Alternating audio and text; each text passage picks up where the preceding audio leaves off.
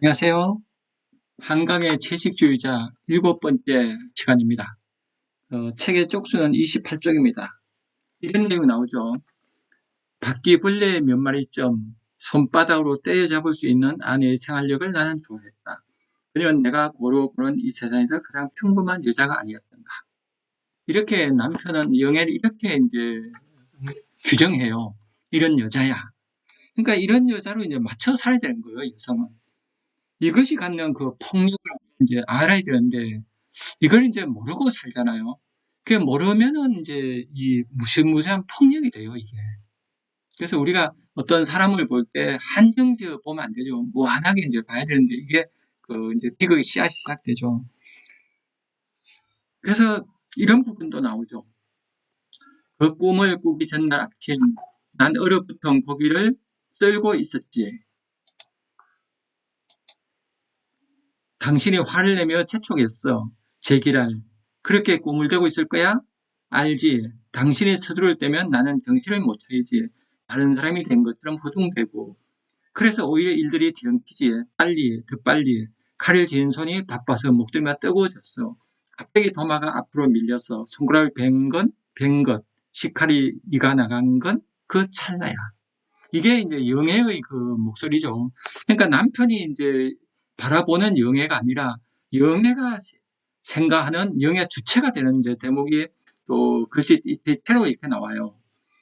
그래서 우리는 그 계속 그 영애를 남편의 눈으로만 보다가 영애의 목소리로 이제 들리게 되는 거예요. 우리 이렇게 돼야 되죠. 우리가 세상을 살아갈 때 우리가 구름을 보고 산을 보고 이제 사람을 보잖아요. 근데 우리 시각으로 보게 돼요, 사람은. 왜냐하면 자아가 있어서 그래요, 에고가 있어서. 그런데 상대방 목소리 들을 연습을 계속 해야 돼요. 이 연습을 하면 이제 되거든요. 어떻게 하냐면은 인간의 마음 구조는 그 의식이 있고 그 무의식이 깊은 큰 무의식이 있거든요. 의식의 중심은 에고예요. 자아죠. 무의식 속에 들어가면 이제 중심이 전체 중심이 셀프가 있어요. 자기란 영혼이 있는 거죠. 그래서 우리가 에고로 살아갈 때는 나 중심이 돼요. 나, 에고. 그렇게 될 수밖에 없죠. 그러나 사람이 어때요? 마음을 무심하면 이제 그 무의식에 깨어나죠. 무의식에 깨어나면 이건 나도 모르는 내 마음이에요. 나지만 나가 아니죠. 내 속에 들은 천지자연이죠. 그러니까 난 천지자연과 연결되어 있는 나가 무의식이에요. 여기서는 이제 이 삼라만상하고 이게 연결되어 있어요. 그래서 상대방 마음이 든해져 와요. 그래서 우리가 살아갈 때 에고로 살아가면 낱말이 안 들려요. 여기서도 그 영의 남편은 어때요? 에고로 살아가는 사람이죠. 나는 회사원이야. 근데 우리는 그렇게 규정하면 안 돼요. 나는 회사원이면서도 무한한 신비다 이래야 돼요. 나는 알 수 없는 존재면서 그 회사원이다. 그래서 섹스피어 작품에 그게 나오죠. 인생은 연극이다. 그러니까 인생이란 거는 그 내가 어떤 역할을 하는 거예요. 이분이 무한한 존재인데 남편은 회사원이라는 역할을 하는 거예요. 연극을 하고 있는 거예요. 그 연극을 하면서 알아야 돼요. 아, 나 지금 연극이다. 그러니까 그 영의 남편 알아야 되죠. 나는 회사원 연극하고 있고 남편 연극하고 있다. 근데 나는 무한한 존재야. 영애도 지금 고기를 막 썰고 있지만은 그거는 연극하고 있는 거예요. 역할을 하고 있는 거죠. 연극 같으면 속인단 말이 아니라 역할을 연기한다고 생각하면 되죠. 안에 역할을 하고 있는 거예요. 그러나 저 여자는 역할 저게 전부가 아니라 그 안에 무한한 그 신비로운 영예가 있다고 생각해야 돼요. 그렇게 봤다 그러면 영예를 함부로 못 대야죠. 고기를 썰어주고 그럴 때도 무한히 고맙겠죠, 하나하나가. 그래서 서로서로 이렇게 고마움을 느끼지 못해요. 그 아내는 당연히 해야 돼. 내 월급 갖다 주니까 이렇게 생각하는 거예요. 이렇게 되면 이거 이제 나중에 우리 안에 무한한 존재가 상처를 입어요. 무의식이.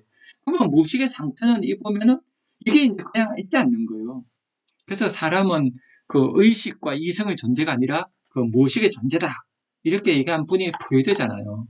그러니까 프로이드의 위대한 점은 무의식을 발견한 거예요. 그래서 우리가 무의식을 읽어야지 이제 진짜 나로 살아갈 수 있죠. 또 다음 쪽에 30쪽에 이런 게 나오죠. 계속 꿈 이야기 나와요. 그 다음에 이제 32쪽, 1쪽에 보면은 그녀에게는 구두가 없었다. 모든 종류의 가죽 제품을 버렸기 때문이다. 이 영애는 이제 아내는 어때요? 고기를 거부하는 거예요. 이 고기를 거부하는 것 자체가 고기가 왜 그런가 하면 육체라는 거. 우리가 몸을 가지기 때문에 어때요? 우리는 폭력적 존재라는 게 전문가가 말씀드렸죠. 메릴로 퐁티라는 철학자가 그렇게 했죠. 인간은 근본적으로 폭력적 존재다. 그러니까 우리는 오늘 아침도 그죠. 저도 오늘 아침에 그 밥 먹으면서 얼마나 많은 생물을 죽였어요. 오늘 그 돼지 불고기를 먹었어요. 우리 각시가 해줘서 먹었는데 그 돼지가 그죠 죽었잖아요. 그걸 우리가 먹어요. 그러니까 우리는 산다는 거는 어때요? 살생이에요. 끔찍하죠, 그죠? 이게. 그래서 원시인들은 의뢰를 해서 그 대의식을 누르고 또 생명체를 함부로 죽이지 않는 이런 문화를 가졌는데 현대에 오게 되면 우리가 어때요? 탐욕에 젖으면서 무한히 먹게 되고 맛을 막 즐기게 되고 이거는 되게 무서운 일이에요. 그래서 이런 문제가 우리가 이제 인류의 문제인 거죠. 이거를 그 한강 작가가 제기한 거죠. 그래서 노벨상 받을 충분한 그런 작품인 거죠. 이 시대 인류가 처한 문제 이렇게도 되냐? 그래서 이런 거를 에코 페미니즘을 말하잖아요. 에코는 이 자연이고 페미니즘은 여성성이잖아요. 그러니까 이 지금까지 남성적인 거, 문명적인 거 이게 이제 인류를 지배한 거예요. 그 문명만 중시하고 자기를 함부로 파괴하고 자기를 이용하잖아요. 그래서 결국 기후위기가 오고 코로나 같은 게 오고 앞으로도 인류가 그죠 이런 코로나 같은 그런 이런 것들이 얼마나 많이 오라고 예상을 해요. 그래서 이 남성적인 문화와 남성적인 문명을 이제 반대해 이걸 극복할 힘으로 에코페미니즘 얘기하죠. 저는 이게 굉장히 소중한 생각이에요. 우리가 에코페미니즘을 이렇게 함께 가야 되죠. 꼭 페미니즘은 여성만 하는 게 아니라 여성성이죠. 부드러움, 연습, 자연적인 이런 거는 남녀가 함께 가는 거죠. 남자도 우리 안에 여성성이 있잖아요. 그래서 여성 괴테가 그런 얘기했죠. 여성성이 인류를 구원하리라. 그죠? 이게 괴테가 그죠? 그 200년 됐나요, 그분이? 그래서 한 100여 년 이게 그렇게 되시는 분이 얘기한 그게 지금까지 우리의 문제예요. 괴테 같은 뛰어난 작가는 인류 문제를 이제 깨뜨려 본 거죠. 그런 깨뜨려 본 거를 한강도 이제 이렇게 구체적으로 또 문제를 제기했죠. 그래서 이 시대에 우리 살아가면서 왜 이렇게 힘든가 사회가 세상 사는 게 이거는 남성 문화라는 거, 가부장 문화 이건 극복해야 돼요. 남자가 중심이 되면 안 돼요. 여자도 중심이 되면 안 돼요. 다 서로 돼요. 모두가 중심이 돼야 돼요. 그래서 여기서 보면 이제 그 영애가 나중에 나무가 되고 싶어 하잖아요. 그 나무가 되고 싶다는 걸 단지 뭐 식물 되고 싶어 한다. 그래 볼 수도 있지만은 나무는 그 우주의 중심이에요. 옛날 원시인들은 마을에 이렇게 들어서면은 나무를 딱 심었다 그래요. 지금도 그 시골에 가면은 마을 앞에 항상 나무가 있거든요. 이 나무는 우주목이에요. 나무는 위대하죠. 땅밑과 땅 속의 지혜, 그리고 하늘의 뜻, 그를 서로 이렇게 연결하는 게 나무예요. 그래서 연결해서 그 나무 밑에서 춤추는 사람, 이른바 무당무자가 돼요. 하늘이 있고, 땅이 있고, 나무가 있고, 춤을 추고, 무당무자죠. 그래서 무당이라는 존재는 지금은 무당인 존재가 이제 한강 같은 작가가 무당이에요. 사제죠. 하늘과 땅을 연결하는 그런. 그러니까 영해도 나무가 되고 싶다는 거는 이렇게 하늘과 땅, 우리가 천지란 말 쓰잖아요. 그러니까 그런 고귀한 존재, 위대한 존재 되고 싶다고 해석해야 되죠. 그러니까 나무가 되어서 말라 죽는 나무. 그거는 이제 그런 것도 있죠. 우리가 인간은 그 힘이 들면 죽고 싶어져요. 그러나 죽고 싶은 영의 속에는 어떤 소망이 있어요. 그냥 나무가 아니라 인간의 나무. 우리가 멋있는 사람 보고 거목이란 말 하잖아요. 큰 나무다. 그래서 우리가 나무로 이제 사는 삶. 저는 파묘 영화에서도 보면 나무가 있고 그 주인공이 그 나무에 그 신이 된 그런 것도 나오잖아요. 그래서 우리 나무라는 거는 인간이 갖는 그 가장 인간적인 거예요, 나무가. 그래서 우리가 나무가 되고 싶다. 영예를 그 했을 때 영예는 어때요? 가장 모든 인간이 되고 싶은 거예요. 인간이 되어서 파괴하지 않는 인간, 나무 같은 인간. 그래서 나무를 해치지 않는. 그래서 나중에 물고나무처럼 그러잖아요, 영예가. 그거는 나무가 되어서 꽃을 피우고 싶은 광합 속만 사는. 근데 이 세상은 사실 광합 속을 살아요. 햇빛이 비쳐서 식물이 그 살잖아요. 그러면 식물을 동물이 먹어요. 그 동물을 먹은 동물을 또 동물이 먹잖아요. 그게 보면 우리는 다 빛을 먹는 거예요. 태양의 후손이에요. 그래서 항상 태양신이 이렇게 인류 역사의 신이잖아요. 그러니까 우리는 근데 먹을 때 어떻게 먹어야 돼요? 함부로 막 먹으면 안 되죠. 상대방의 아픔도 헤아리고, 그죠? 원신들처럼 그 동물을 죽이기 전에 의뢰를 해서 경건한 마음으로 탐욕에 젖지 않은 마음으로 해서 자기들이 먹을 만큼만 딱 맛을 즐기고 이렇게 하면 안 돼요. 그거는 무자비한 그 폭력이죠. 이렇게 해서 다 먹고 이래야 되는데 그죠? 소박한 식사하고 이런 이게 이제 영에는 이렇게 살고 싶은 거예요. 육체를 구박하는 뜻에는 이게 있는 거예요. 폭력된 육체를 구박하고 싶으면 육체를 구박하고 싶은 건 아니에요. 그게 우리가 영의 마음이 우리 인류의 마음이에요. 그런데 이제 우리가 이걸 극복을 이제 해야 되는데, 그죠? 힘들죠. 그래야 이제 이 책을 읽으면서 우리가 인류의 문제가 이거구나 아는 것만 해도 참 소중하죠. 인류가 이제 이렇게 문명사회가 된 거를 한번 짚어보면요. 농경사회예요. 원시 사회는 3, 4만 동안 원시 생활했죠. 이럴 때는 인간이 자연과 더불어 살았어요. 신화시대 그러잖아요. 이 신화시대는 내가 한 인간이지만 동시에 신적인 삶을 사는 거예요.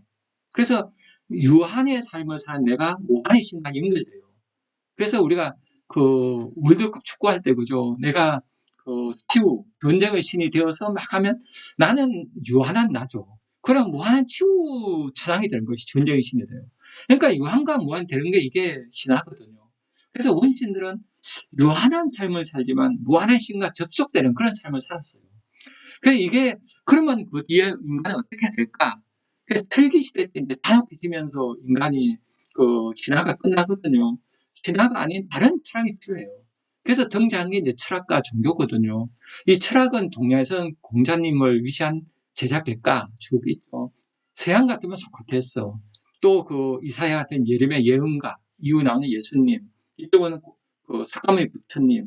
그래서 4대 해석인 이분들이 크게 인류에게 큰 방향을 제시했죠. 우리가 이제 이분들을 4대 해석에 모시는 거는 그게 인류가 가야 될 지혜임을 알기 때문에 그런 거예요. 그래서 우리가 그 이후에 이제는 시대로만은 못 살아요. 문명사회니까. 그래서 4대 해석이 제시한 거는 뭐예요? 내 안에 답이 있다는 거예요. 공자님은 천명이 하늘은 신이잖아요. 신의 명예가 내 안에 있는 거예요. 그러니까 멋있게 살려면 내 내면의 몫을 해야 돼요. 그래서 공자님이 가르치는 유교에서는 어때요? 계속 본성 깨우기잖아요. 본성을 깨우는 거. 이거 소크라테스 똑같죠. 소크라테스도 어때요? 삼파적으로 그랬잖아요. 내 안에 이미 이성이란 게 우주의 이치하는 거예요. 우주의 이치가 공자주의에 가면 천명이 되잖아요. 그러니까 천명을 아는 본성, 우주의 이치 로봇을 아는 내 안의 이성 로봇 똑같죠. 그래서 추구시대를 많이 써요. 2500년 전 철기시대를 추구시대, 우리 정신의 축이란 말을 하죠. 우리 정신의 축은 어디 있어요? 바로 내 내면에 있는 거예요. 내면의 소리를 듣고 살아야 돼요. 그래서 여기 나오는 영애와 남편, 이런 언니, 형부, 이런 분들은 내면 소리를 잘 안 들어요. 바깥에 막 열심히 살잖아요. 이렇게 되면 인간이 제대로 사는 게 아니에요. 그래서 우리가 이 문명사회의 큰 문제는 바로 이 문제죠. 이 문제를 누가 극복해야 돼요? 세상에 이런 말 있잖아요. 목마른 삶이 샘판다는 얘기 있잖아요. 어떻게 보면 잔혹한 말일 수 있지만 이 세상은 여성이 핍박을 당했죠. 그러면 여성이 해결해야 돼요. 지배자들이 해결해야 되는데 남자들은 잘 못 바꿔요. 이 남편도 어때요? 잘 살고 있다 생각하다가 아내 망가지니까 느끼잖아요, 이거를. 그러니까 우리는 편안하게 느끼는 사람은 누구를 지배하고 있을 때 못 느껴요. 그죠? 말을 탄 사람이 말의 고통을 알겠어요. 그래서 우리가 여성성이 인류를 구원한단 말이 이거예요. 핍박당하는 여성성. 그러니까 남자들도 여성성을 깨우고 여성과 연대하고. 그렇다고 해서 여성과 남자들이 대결하는 건 아니죠. 함께 손잡아서 남자들도 부드럽게 가고. 그래서 페미니즘 운동이 남녀가 함께 아름답게 상생하는 그런 운동을 이렇게 발전해 갔으면 좋겠어요. 이제 서서히 그래 되겠죠. 우리가 페미니즘 나온 지 얼마 안 되잖아요. 그러니까 앞으로 우리가 길게 내다보면서 남녀가 어떻게 아름답게 만날까. 이런 걸 이제 찾아가야 되죠. 그래서 에코페미니즘. 이거는 우리 인류를 구원할 그런 큰 방향을 제시하고 있죠. 그래서 우리가 이게 농업혁명이 일어나면서 만 년 전에, 그죠? 그러면서 가부장 사회가 되고, 전쟁을 하게 되고, 그러다가 이제 서서히 오게 되면서 인류가 어떻게 돼요? 이제 철기 문명이 오면서 단혹해지면서 철학과 종교 시대를 가죠. 그래서 이 시대에 우리가 살아가면서 철학과 종교를 갖고, 철학과 종교는 내가 내면 소리를 듣는 거죠. 그러면 또 신화적인 요소도 있죠. 인류가 신화 끝난 게 아니죠. 지금도 보면 이제 신화만 쓰잖아요. 뭐 누구누구 신화 이런 말 쓰잖아요. 그러니까 인간은 유한한 존재죠. 무한과 연결된 게 신화예요. 저는 얼마 전에 미드 소마라는 영화를 봤거든요. 미국 젊은 작가가 만든 거죠. 거기서 보면은 인간이 어때요? 신화를 가지고 신화로 사는 어떤 소수 민족화의 문명사에서 방문한 이야기죠. 그래서 그걸 보면서 저는 그 영화 감독의 고민이 느껴져요. 시대 우리가 살아가면서, 그죠? 문명사회 살아가면서 잃어버린 신화. 그냥 잃어버려도 못 살아요. 그래서 그 소수민족 신화를 보여주면서 감독은 그런 문제를 제기한 것 같아요. 우리에게 신화는 무엇인가? 그래서 죽음, 자살한 얘기 나오잖아요. 잔혹하게 보이지만 그 안에 어떤 죽음의 의미 같은 게 있잖아요. 그래서 저는 이 시대가 굉장히 위기죠. 그 위기는 또 기회란 말 있잖아요. 그 기회는 바로 뭐예요? 기회에 대한 고민이 바로 채식주의자죠. 그 기회에 대한 고민이 우리가 여성성을 회복한 문제가 아닐까. 그렇게 우리 생각해 볼 수 있잖아요. 그래서 우리가 이런 걸 보면서 유발 하라는 그런 얘기했죠. 농업혁명 인류 희대의 사격이다. 농업에 일하면 생산이 늘어났는데 오히려 사람들이 이제 힘들게 되버린 거예요. 그래서 사격이 이런 말 쓰는데 저는 대학 2학년 때 논문을 쓴 적이 있거든요. 우연히 그냥 혼자 논문을 썼다가 그 논문상을 받으면서 제 인생이 이제 확 바뀌게 됐어요, 그때. 그때 처음으로 인생을 한번 바뀌었는데, 그때 심사하신 교수님, 기도 교수님이 저한테 꺼나 학자해라. 그래서 저는 제가 학자라는 상상 못했죠. 저는 그때 자대에 들어갔는데, 그것도 국립사에 들어갔죠. 국립사들은 그 당시에 이제 돈도 적게 내고, 그냥 발령이 났어요. 시험 안 보고. 그냥 교사라는 직업으로 이렇게 갔어요, 저는. 근데 그 교수님이 특별한 학자회라 할 때 저는 충격이었어요. 나도 어떤 자질이 있나. 그래서 사람은 이렇게 특별히 살아야 돼요. 누가 재능을 발굴해 줘야 돼요. 이런 재능이 있어. 그런 재능으로 살아가면 특별 위대하게 멋지게 살죠. 특별히 살면서 재능을 발휘하고 살면서 서로 이렇게 연대하고 서로 사랑하는 사회. 이게 아름다운 사회죠. 근데 저는 그런 걸 모르고 살다가 교수님을 만나서 그랬어요. 그 뒤에 이제 살아가면서 많은 멋있는 분들을 만났어요. 그러면서 제가 이게 모델 학습 그잖아요. 눈에 보여도 모델이 있어야 돼요. 저 사람이 앞에 갔기 때문에 내가 뒤따라갈 수 있는 거예요. 그 사람이 간 사람을 모르면 우리는 못한대요. 우리가 교육의 가장 큰 문제는 입시 위주잖아요. 입시 위주는 전부 성적으로만 해버리는데 우리가 모델이 다 성적이 돼서는 되지 않잖아요. 타고나기를 공부 싫어하는 사람도 있고 공부를 못하는 사람도 있어요. 그걸 못하는 사람은 딴 재능이 있거든요. 그 재능을 다 썩히고 공부로만 살면 본인은 이제 루저라 생각하죠. 나는 실패자야. 못나서 이래 생각해요. 못난 게 아니라 잘난 걸 못해서 잘나게 못 살았는 뿐이에요. 저는 요즘 2030 그리고 작년부터 이렇게 강의하고 또 우리 작은 아이도 공부만 하고 있거든요. 그래서 참 안타까워요. 다 잘나게 살아야 되는데 위쪽 때는 2030들 다들 상태가 크더라고요. 공부 잘해서 뭐 명문대 다 한다고 해서 막 자부심 있고 막 그러지 않더라고요. 다들 상태가 거덕해요. 그러니까 왜 그런가 하면은 자기 잘난 거는 못 살아서 그래요. 그래서 저는 잘난 걸 자꾸 개발하는 얘기 하거든요. 그 잘난 거는 누가 따지지 못해요. 저는 제가 못하는 걸 볼 때 참 무섭잖아요. 저는 버스 탈 때마다 그래요. 버스 운전하시는 분 보면 나보고 운전하라 그러면 두고 10년 걸려도 못하겠다 생각 들어요. 그렇게 참 안전하게 운전하시는 분들 보면 참 존경스럽지 않아요? 이런 분 있어야 우리가 안전하게 다닐 수 있잖아요.